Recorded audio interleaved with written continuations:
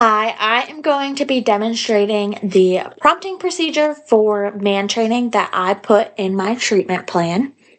I am going to be using play so I can also show how I contrive or make those opportunities to ask for play.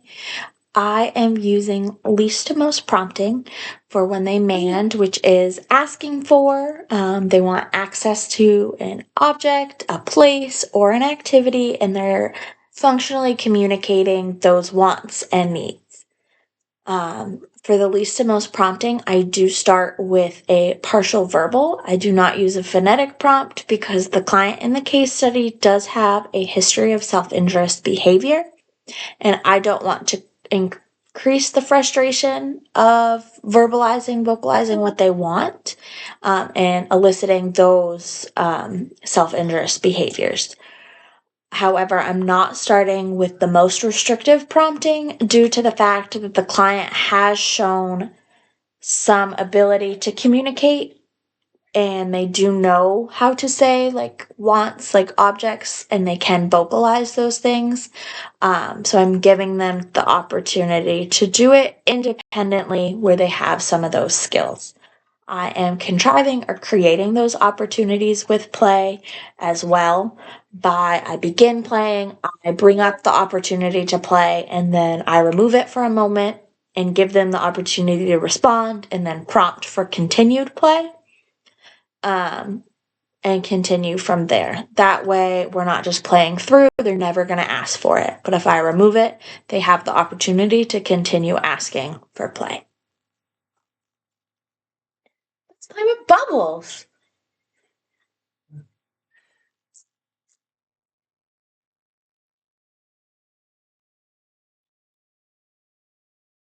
I want. I want play.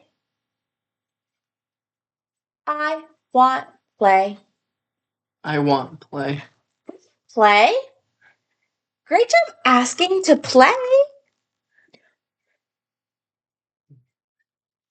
With that one, I ended up at the most restrictive prompt, so I started with partial verbal, was still just reaching, and no vocalization back. I gave the full verbal, but still they didn't respond to it. They were like, yeah, give me the bubbles. So I pointed to gesture to say it. And so that was the full verbal. So that is the full prompting. However, they might not need the full prompting after they've started to learn some. Let's play with bubbles.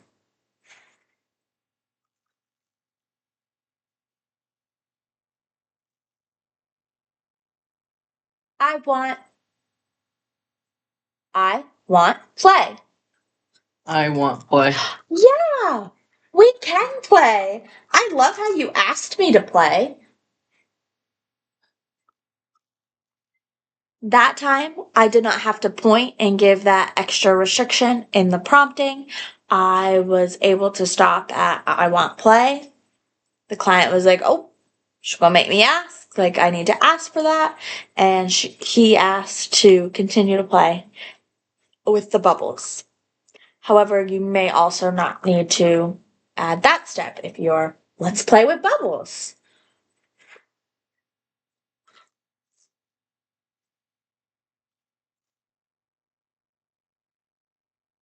I want.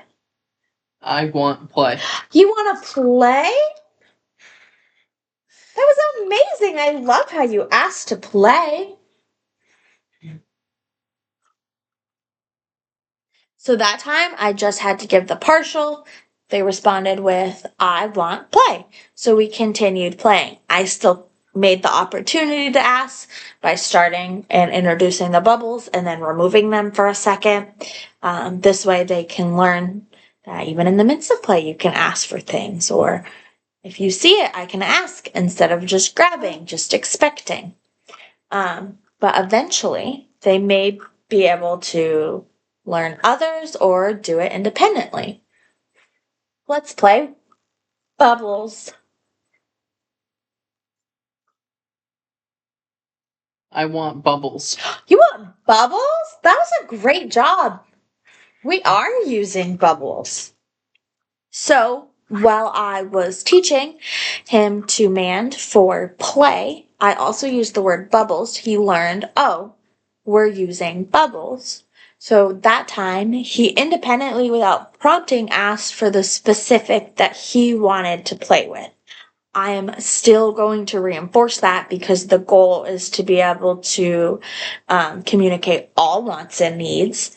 I would not track it under I want play because for the data it's not play, but I could track it under a new or a novel mand that he independently learned. She took away the bubbles, but I want the bubbles, so I'm going to say I want bubbles.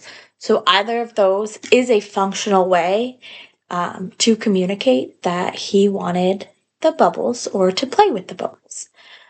So in that, we had the different steps of prompting.